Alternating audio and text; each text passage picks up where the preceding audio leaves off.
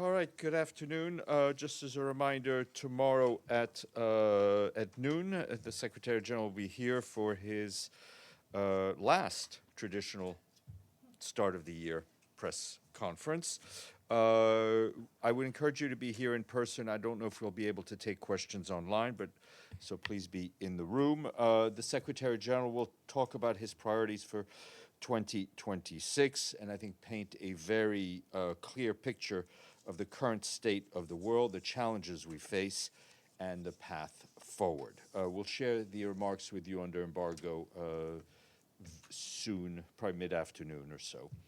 Our Deputy Secretary General, Mina Mohammed, this morning delivered remarks on behalf of the Secretary General of the 2026 Ecosoc Coordination Segment, which brings together member states and partners to coordinate development priorities and strengthen multilateral cooperation.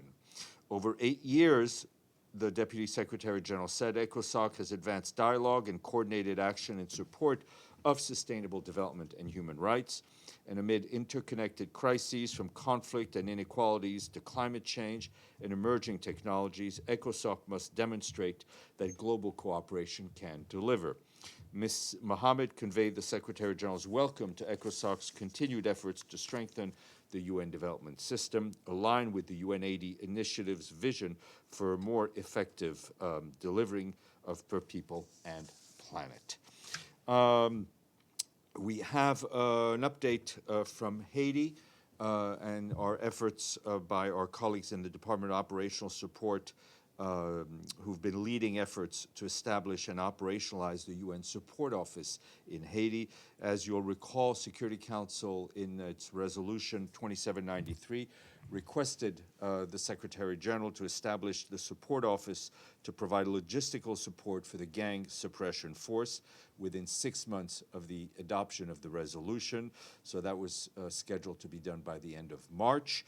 I can tell you that the interim director of the office, our colleague Stephen McCowan, has been selected, and he arrived in Port-au-Prince over the weekend to lead the efforts.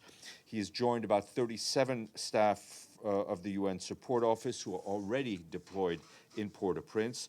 A second office located in Santo Domingo in the Dominican Republic was established last week. This office provides transactional human resources, finances, and travel services to both the support office and BNU, the political mission. Currently, we have about 15 staff stationed in Santo Domingo setting up these services.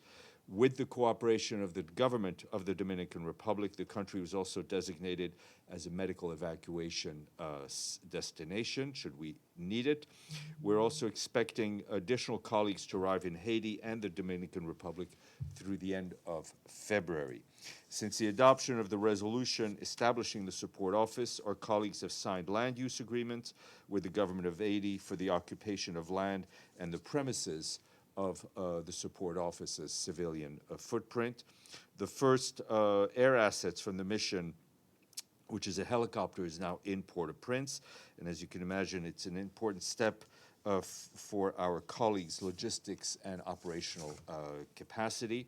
Lastly, more equipment is coming from the UN logistics base in Brindisi. And another shipment has also been confirmed from Baghdad to Port-au-Prince, which includes equipment that comes from the now closed UNAMI mission in Baghdad that will be transferred to Port-au-Prince. On that front, we're particularly grateful to the government of Iraq for expediting approvals for this as their contributions to the maintenance of international peace and security.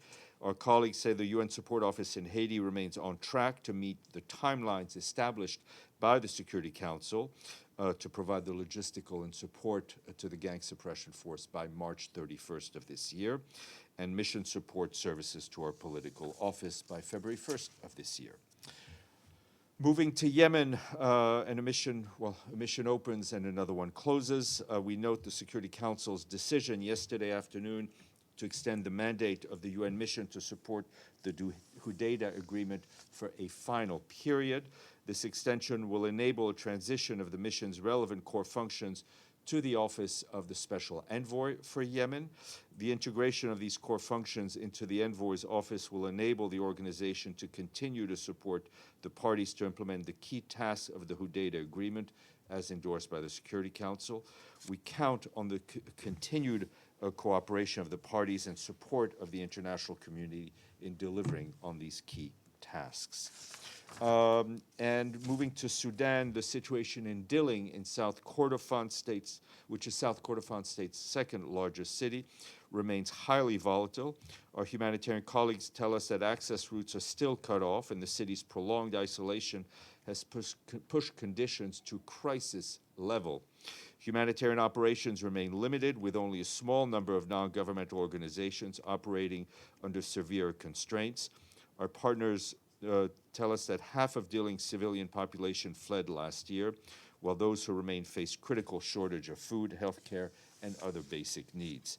Across Kordofan, the International Organization for Migration estimates that more than 88,000 people were displaced between late October and mid-January because of this continuing conflict.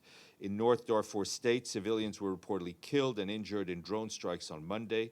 Livelihoods were destroyed, and already fragile health systems were impacted. People continue to flee into the locality of Tawila. A field visit yesterday by our teams and partners saw families arriving after fleeing El Fasher.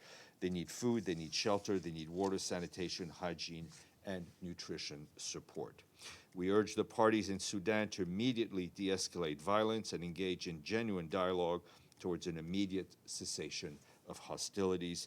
We also call on donors to maintain and increase funding for our operations to ensure critical assistance reaches all those who need it.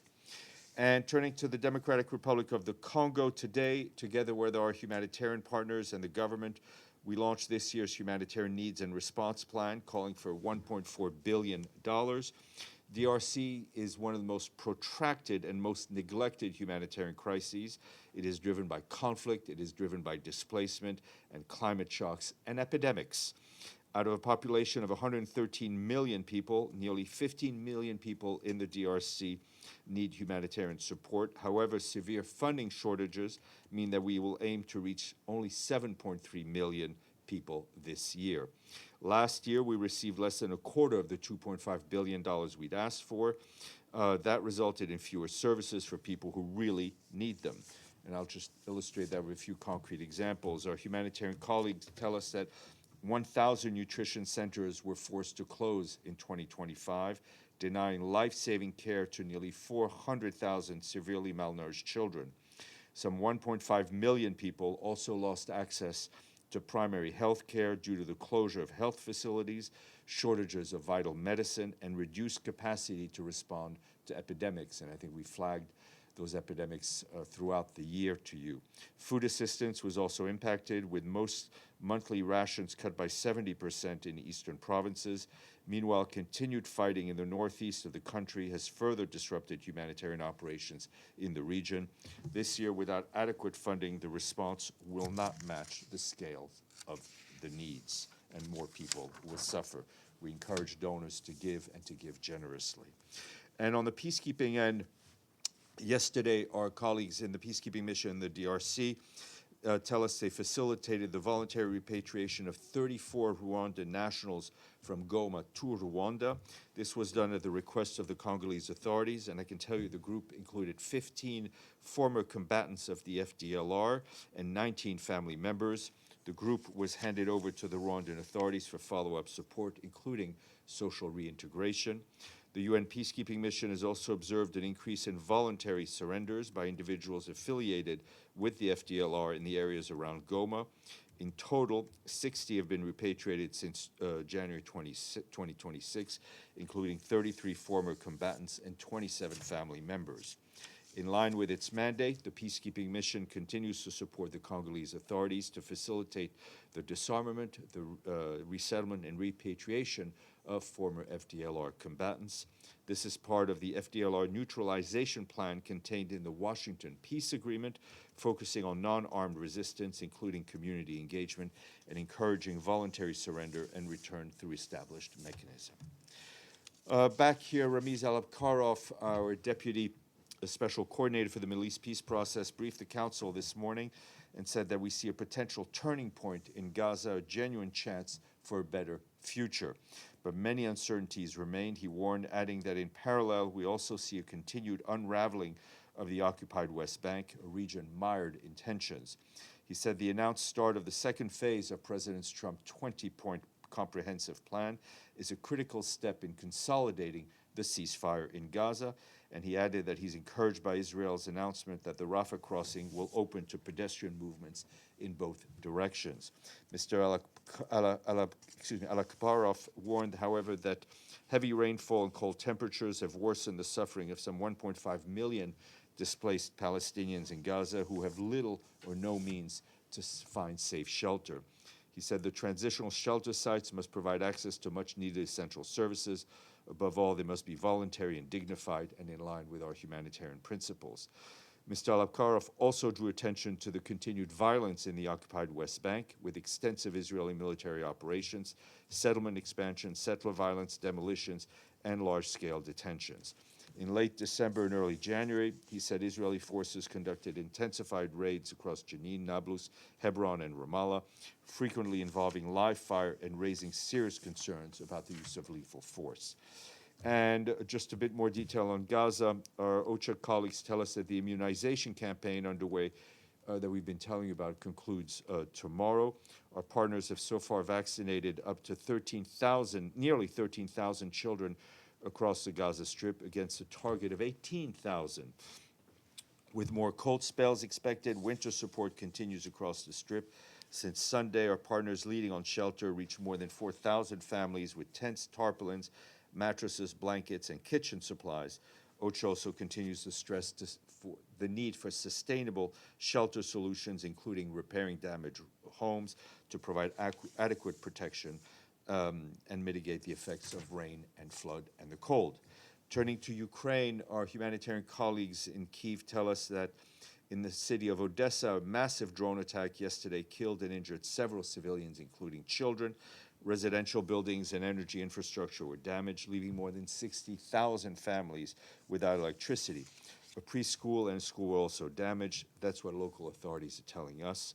Our humanitarian colleagues note that the front line areas also sustained widespread damage to housing and civilian infrastructure, including hundreds of apartments and several schools in the areas of Kharkiv and Sumy.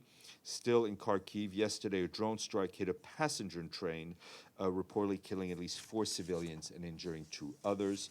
This is one of the closest railway stations to Donetsk region and is essential for people who are trying to flee the hostilities. Meanwhile, people continue to be evacuated. This month in Dnipro, authorities evacuated nearly 1,300 children with their families from frontline communities. Our humanitarian partners have provided blankets, flashlights, hot meals, psychological and medical support, including in Odessa. And this is the season for money, so we got some money. 2 countries on the honor roll. Sundance and the Cannes film festivals may have more name recognition, but true film connoisseurs make their way annually to this film festival in Southeast Europe. It began in 1995 and draws more than 100,000 visitors per year. What did you say? Spain. Your geography is all wrong. Southeast. Yes, that's okay. Well-known film festival in Sarajevo. We thank our friends from Bosnia-Herzegovina for their payments. And this other country has won the Rugby World Cup 3 times, second only to South Africa. Brazil? Rugby World Cup. I could do its warrior dance here, but it would be embarrassing. New Zealand, exactly. I would not do the haka from here.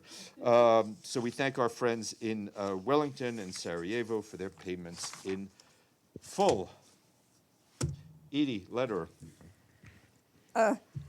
Thank you, Steph. The Israeli ambassador told the Security Council today that Israel does not limit UN assistance and has invited agencies to increase daily deliveries, and it's opened all major crossings into Gaza, and earlier this week announced the reopening of the Rafah crossing. Has Rafah actually been opened, and what is your reaction to No, the statement that all aid is being allowed in? I think we are, Rafah, as far as we know, has not been reopened. We're told they would reopen at least to foot traffic later this week. We're trying to get more details. We would like to see it open to cargo, both humanitarian cargo and private sector cargo, which is critically important for reviving the economy in Gaza. I think every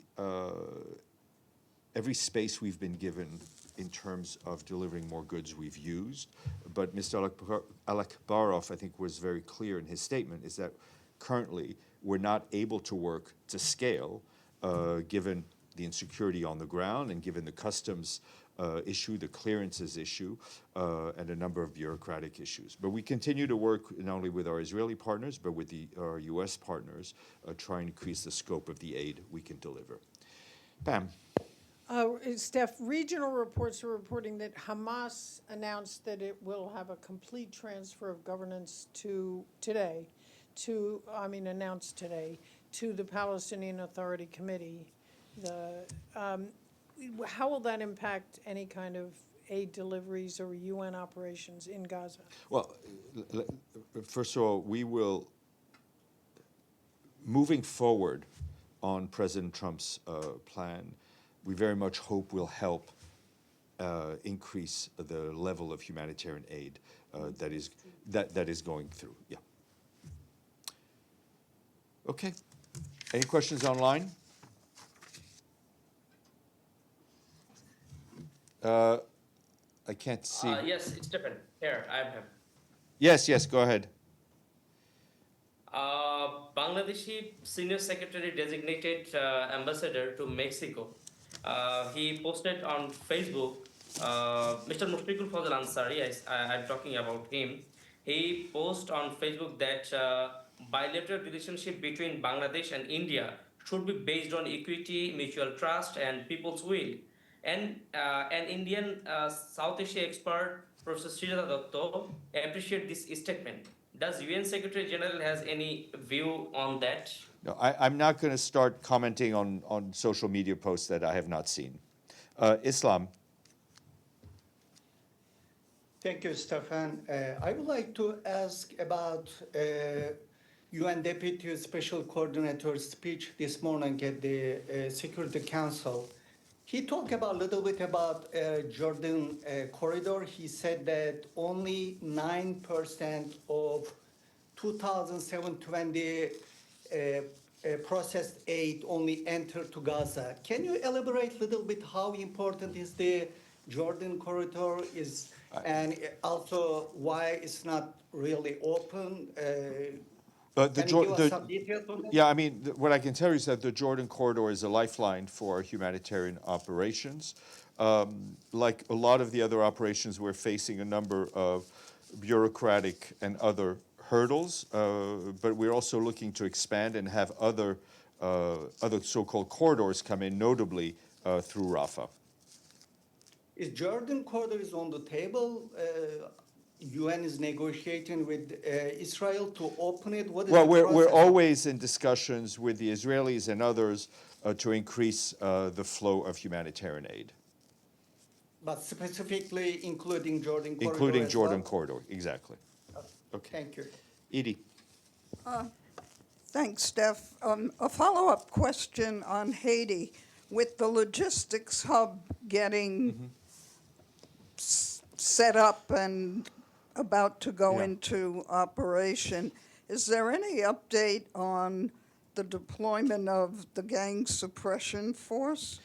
I don't have that update. I think that's something you need to ask the members of the force, because we're not involved in the creation of the force itself. I assume there's going to have to be some Yes, liaison. there is. I mean, they're there to support the force, but I can't speak for them and their timelines, just to make things easy for you.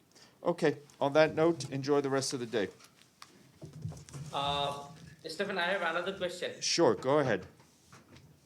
Okay, Bangladeshi peoples are very excited to vote in next election, which will be held in 12 February, as I said yesterday. But peoples are afraid because fallen regime, threatening Bangladeshi people to boycott this election?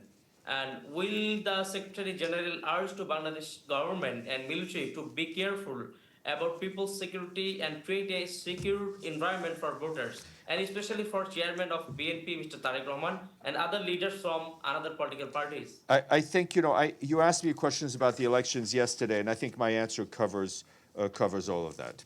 Thank you.